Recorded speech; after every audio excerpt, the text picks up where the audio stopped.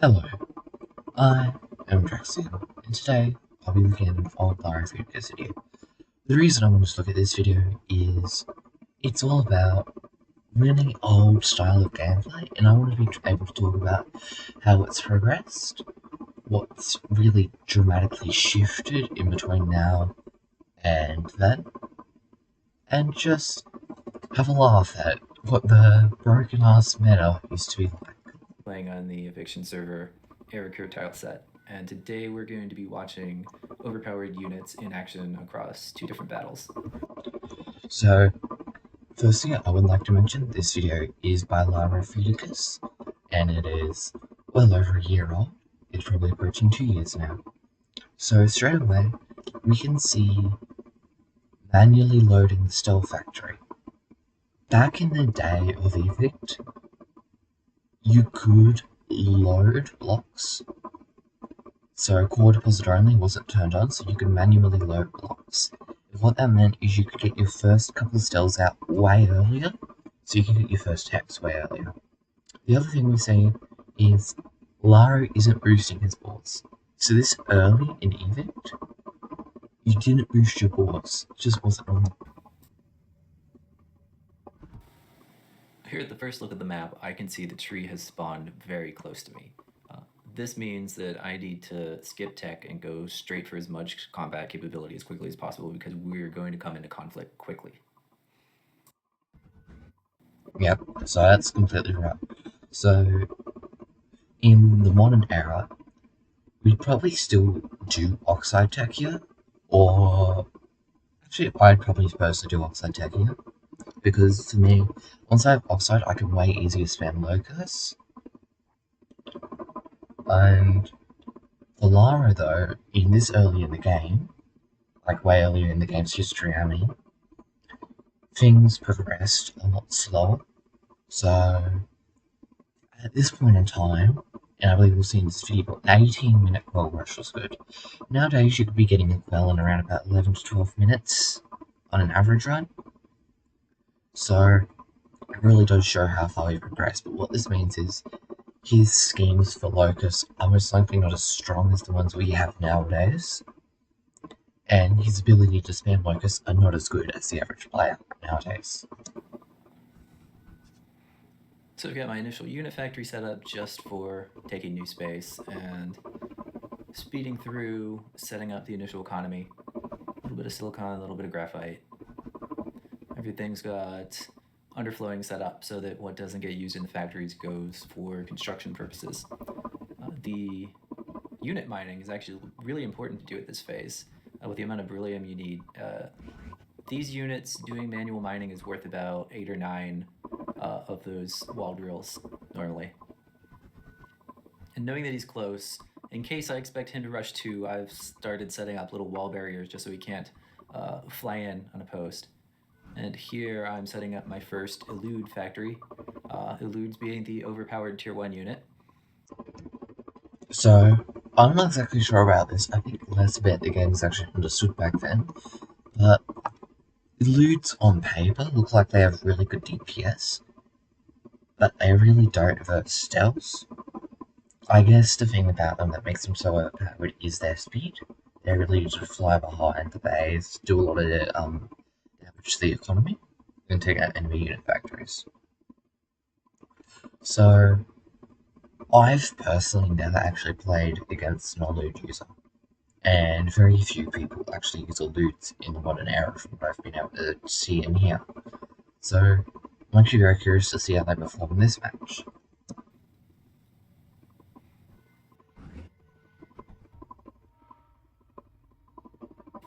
Let's take a look at Tree's base. He's got 2 stealth factories and an oxide factory, so it looks like he's probably aiming for higher tech. In that case, I definitely want to press a rush with low tech and do it early, especially since we've spawned so close together. His defense also looks like it is very vulnerable, and it's something I want to hit soon and as hard as I can. That bunker he's building with the beryllium walls is too far away from that core, and he's not going to have enough tanks produced to put firepower in it.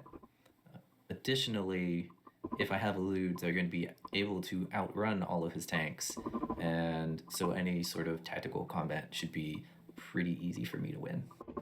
So here Laro really describes why the leads are good, and this shows Laro's probably greatest skill, his ability to analyze the map. He's really good at understanding terrain and tactics.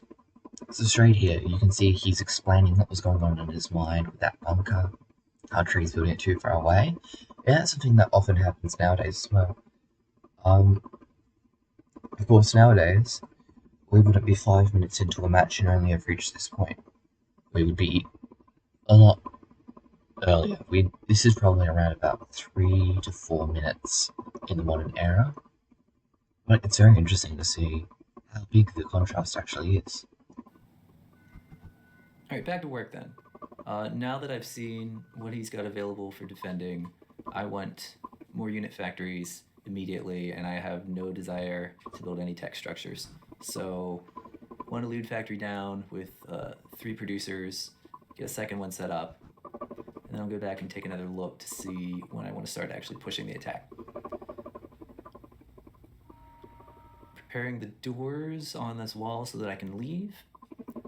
The life support attrition is the thing to worry about. So when these combats are going on, some particular to the server characteristics are units that travel more than 1 hex away from a friendly core have a random chance of dying. That's the life support attrition. And units that are in a hex when its core is destroyed also have a random chance of dying, the core explosion attrition. So there are some pretty strong reasons that you want to micromanage an army so that you use the smallest possible force to take over a core. And you don't want to stray too far from places you've already taken. So sending a few tanks. That's interesting to see how well understood that mechanic even was back then. I'm guessing because it was also a superior mechanic, people were more used to dealing with it. Up 1 hex to take that fallen core is expanding my life support range so that I can move closer to Tree's base for actually taking the attack. So I've got that core. He's amassed a few more tanks, but I've got some eludes that have come out already. And thanks to how fast they are, they can just fly in. Now this is a bit of a stretch, this attack. They're completely untouched by the tanks in the bunker, but now they are out of life support range and they will slowly die. But while they're here, I can hit important targets. I can take out his power plants, I can take out his oxide, and probably the most important thing going on here is that it's pulling his tanks away from his forward defensive position. So now that that's completely empty and he's distracted by this, I can send the rest of my reserves to actually take that intermediate hex. And once I hold that, then I don't have to worry about life support attrition. This is a great example of Laro's skill. If he came back today, he'd easily be one of the better players. He has a really good understanding of how the game works. But of course, he's married, he has a life, so I understand why he doesn't play anymore, or as much anymore. It's just really interesting to see some of his older videos which really showcase how good he really could have been at the game. But the dipsy do that I've pulled on him has really he learned a lot there. He hasn't played as much as I have when this game was played, so he gave up once I got everything around through there. And there's no other competition in this game. This game is over, I win. Okay, so we've got 2 games in this video actually. I'm surprised about that. I was only thinking 1 game. But yeah, I've personally played against Tree a few times myself, and nowadays he's actually a pretty decent player. And it's still just so crazy to me to compare now's meta and how we develop and how quickly we develop to the past meta. This is the second game starting out. Tree is present and green is present. Green. Now, Green had a major legacy on Serpulu for being one of the best players of all time. So, I've actually personally played him many times on Erica, and he's a really strong player nowadays. I'm curious to see how he performs at this point in time, though. taking a look at the map, my spawn is in the upper right corner. Green, the main opponent, I'm Okay, so I'm actually going to give my analysis of this map before Lara does, just to compare. Based on these spawns, it looks like Tree is going to be the last one to engage in combat, and he has the most easily defendable terrain. Lara is going to get pincered by the two, and most likely end up losing or losing a lot of valuable hexes. Green looks like he's going to have the most options with his expansion, which means he can choose what hexes he takes. He doesn't have to be limited in the amount of hexes he takes, and that's just due to how open his area is. So it looks like Green could easily have the strongest start and end up winning this game. So my money would personally be on Green, but I'm curious to see what tricks Lara has up his sleeve. going to have to contend with is in the upper left corner. And Tree is also there, but he's sitting this game out. Oh, there we go. Tree's sitting out. So nothing I just said matters. I still would put my money on Green though. So, seeing that my primary opponent is much further away than the game before this, then I know that I'll have more time before the actual conflict starts, and I'll probably want or need to go for higher tech options. Now this is where things get So I will interesting. eventually want to put up Oxide and maybe further, and think ahead to wanting to do some T2 factories of some sort. The pattern that Green has gotten into is going straight for the tier 2 tank units, the Locust. That is the other currently obviously overpowered unit in its tier as far as the game is currently balanced. Locusts are better at fighting everything tier 2. The interesting thing is, Locust was still considered very overpowered even after their nerf. But then, after another player, Alpins, got introduced, he started developing a strategy where he used a lot of Claro. And the reason it was so effective is Claro have an AoE, so against really large groups of enemies, when you have a lot of Claro, they can actually outperform Locust despite having half the max HP. Which is a really cool thing, because us as players, we always only considered Locust, and then Alpins comes in and introduces Claro, and it spun off a whole new array of metas. It was a really great time to be around on Evict. The only way to counter Locusts is either more Locusts or to tech up to something like either Afflict or the Titan turret. But in this game, I don't necessarily know that yet, so I'm going to try using different things against the Locusts. Almost getting it, but not quite. So this is basically saying Lara's going to lose. So I was correct with my guess. Yeah, so going for a lewd factory. If I was Lara in this case, I'd put the sand onto the graphite belt, because it just doesn't matter at all. There's not enough throughput on that line for the sand on the graphite to be an issue. So you could actually save a lot of time by just putting the sandstone into the graphite.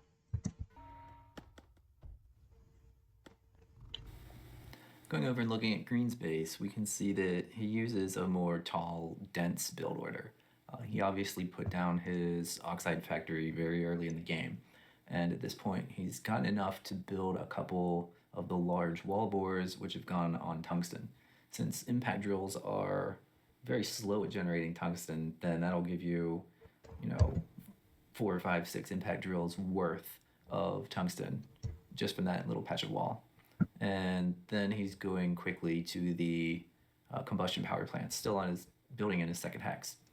He's got one operating factory, and there's two more factories that aren't wired up yet that will eventually become locust factories, since Green's go-to is making lots of locusts. So at this stage in the game, I'm going to focus on generally building more unit factories. There is going to be a tech schematic put down at some point, and I also focus on diverting 2 or 3 or 4 units at a time to taking nearby cores, as that is going to give me more building space, more vents to put easy power plants on, but that also expands my life support space and denies it to other players. I didn't say that's a crazy offside scheme. That's a crazy offside scheme. It's a cool one. That's a crazy one to me. Yeah, just having a full vent just put into just a water condenser. Wow. Yeah, that's crazy. So, like, when we first come into conflict, I want my cores to be closer extended towards green instead of being further, as that's a space that I have to churn through. Here we again see Lara as absolute genius. He understands closer the front line is to green. He has Lara has more of the advantage because he has more space to fall back. But there's actually a disadvantage there, and that's in the amount of time it takes for units to reach the front lines. The longer that time is, so that time gap is between a unit being created and reaching the front lines, the actual larger disadvantage is because if you both have the same amount of unit factories, green will always have more units on the front line, just because his units are getting there faster. Yeah. And there went my tech schematic, which starts out as a silicon and oxide factories.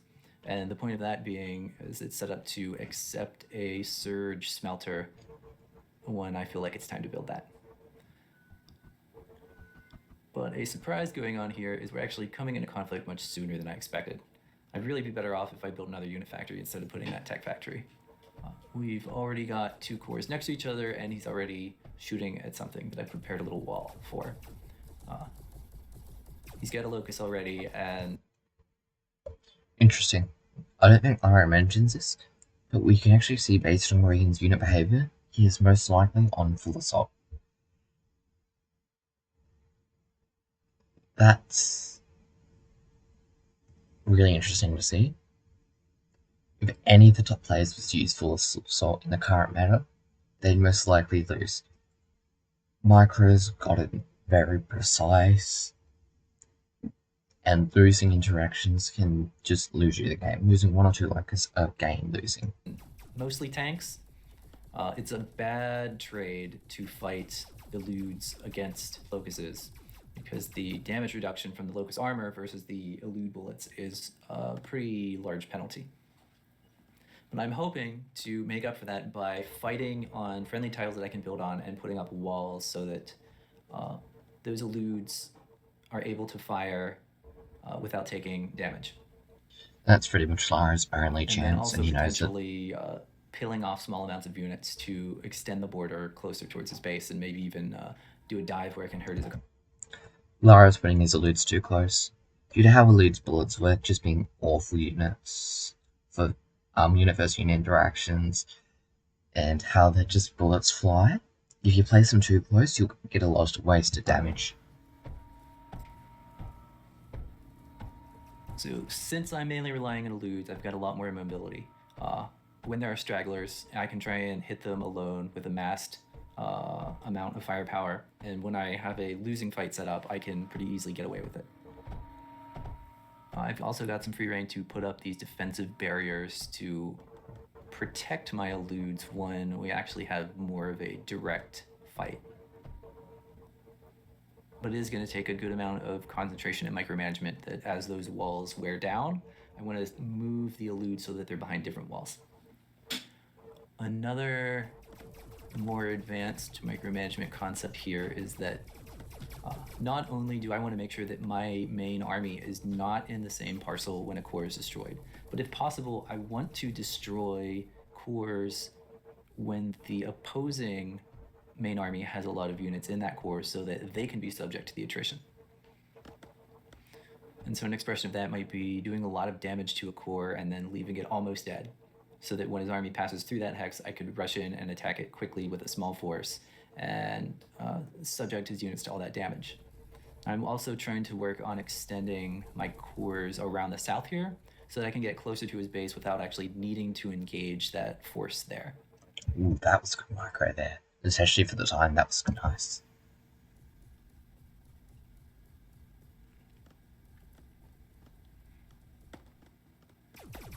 Now he's taking that as an opening to try and move forward. And now that this section of army is pretty isolated, I'm going to bring everything up and try and concentrate around and destroy it completely. And from my perspective, it feels like it goes pretty well. I don't have any walls to hide behind, so I am taking full damage during this, but that is an entire army and several locusts destroyed by tier 1 units, which I'm happy with. But his production is still going, and he is able to replace those. So I have a lot of sort of my production versus my losses balanced against his production and his losses. And I really want to try and keep his locust population down if I can. But now that I've got this core, I can dive into his economy, and he doesn't have any defense set up there, except what's being produced. This is probably enough eludes to take out that core, but I don't realize it at the time. Instead, I'm going for economic targets. His T2 factories, his power plants. Taking the ball would have been very risky. Green would have been able to heal it. Locusts would have been able to block bullets. I'm not sure if he would have gotten that, especially with those 4 locusts coming in from the south. Oxide, although this is not his only oxide. And then I should take those wins and probably get out.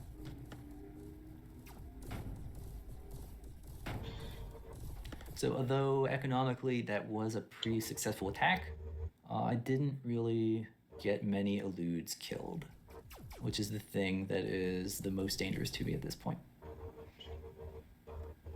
Another thing I'm doing poorly is I am killing that core with my main army there and losing a lot of units unnecessarily. That hurts. Well, he's figured that out, and he's moved his army out of a core that he's destroying.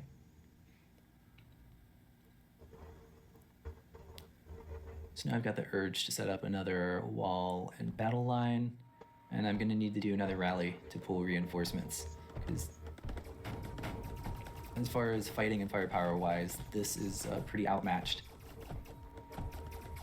Yeah, it's his loss. I'm going to try and make up for it with dancing around walls to keep my units alive and firing. Green's doing a really good job keeping a lot of distance. And sometimes some of its units will get separated and I'll be able to put good damage or even take them out. But this is not a great battle. Modern day? This seems so ridiculous. In the modern day, we'd be spamming power nodes to try to separate units. We wouldn't have eludes. Then most likely all those eludes would be replaced with stealths, just because stealths have that higher DPS first locus and more health. And I'm not happy to be stuck with it. Although the attrition roll really went in my favor there, since that took out all those eludes. That was a nice attrition roll. Also, did you just say eludes instead of locuses? I should leave more stuff behind to finish off that core and remove his forward progress. But I need to get the core next to his economy back down so that I can resume threatening his economy.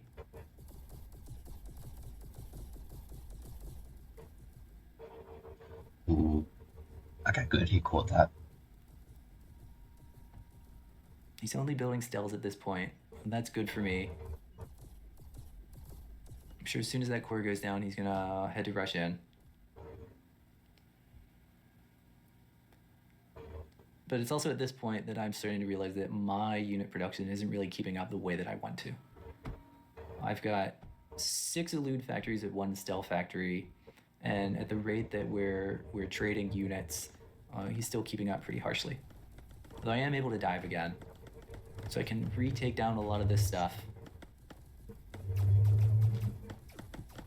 Interesting thing here is eludes produce I think 40 seconds or 45 seconds, it's one of the two, I think like 40. While locusts produce at 35. So Green's 4 locust factories, 2 of which are currently inoperational, are producing nearly as much locust as all 6 of Laro's elude factories.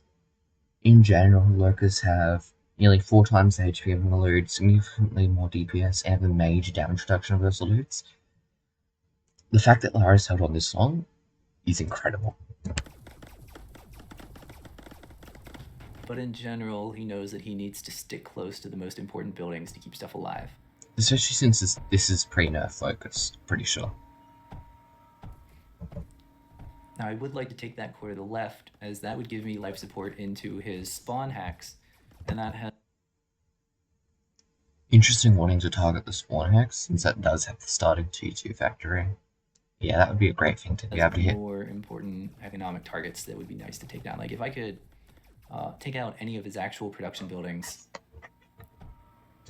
in the main hex, then that would be a big advantage.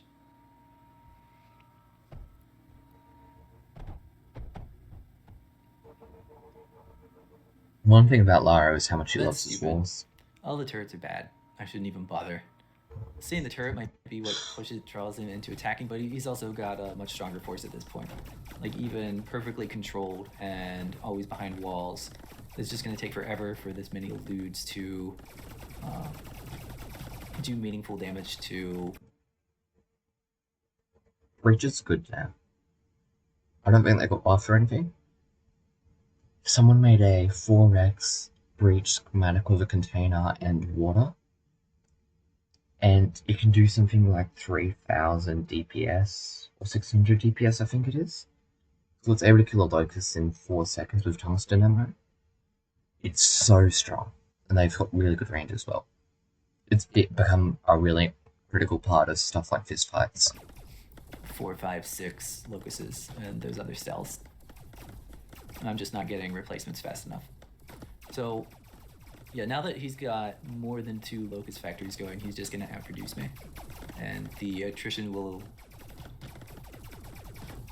eventually wear me down no matter what. But it takes me a few rally commands with not many reinforcements actually showing up before I realize that, oh, I should have built one more unit factory instead of what I did do.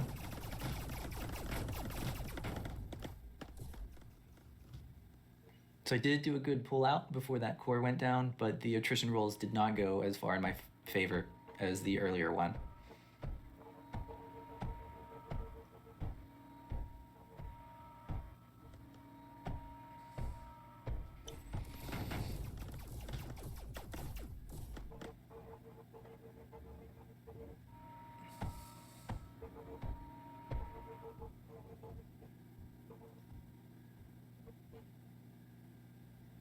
Do you have it in mind to continue attacking around, and maybe I could turn the corner to that left hex that is on the other side of his army? But yeah, What Green's now saying he's got more is factories, really and he will good. definitely outproduce me. Really He true. managed to keep doing some economic building while there was actual combat stuff happening. That's one of the most And important skills. in that case, well, eventually I will definitely be outcompeted.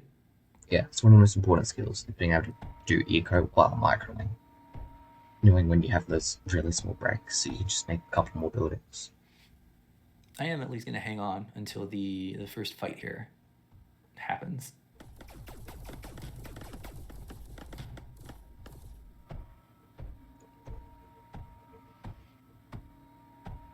Also, correction, when I said it earlier, Lara's only been fighting about against one locust factory this entire time, apparently. That explains a lot. Maybe I'll build some unit healing too. That's easy to do in just sort of an isolated way, since some of these eludes are pretty damaged.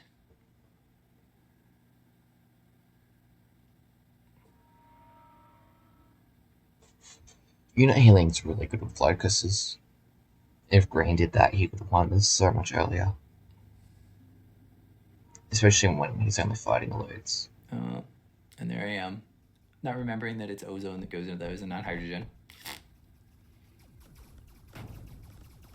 Easy mistake to make. So the hope is that if we can shoot out of this bunker well enough, then useful things can actually happen. Problem is Green can tear straight through the bunker. The eludes are not good at focusing fire because the way that their shots arc out and do the homing. Yep. I do have options for, even though he's broken in, I still have walls to move him behind. That's smart. Lara would make a good military strategist. And now he's trying to do the calculus of how many locusts he actually needs to kill a core. And that was the Now right that's move to do. And my army is down to basically nothing left. He's still got 6 tanks and more being produced and arriving. And I GG it. Damn. Well, I think that was actually really interesting to see just how different Egypt was to compare to what it is now.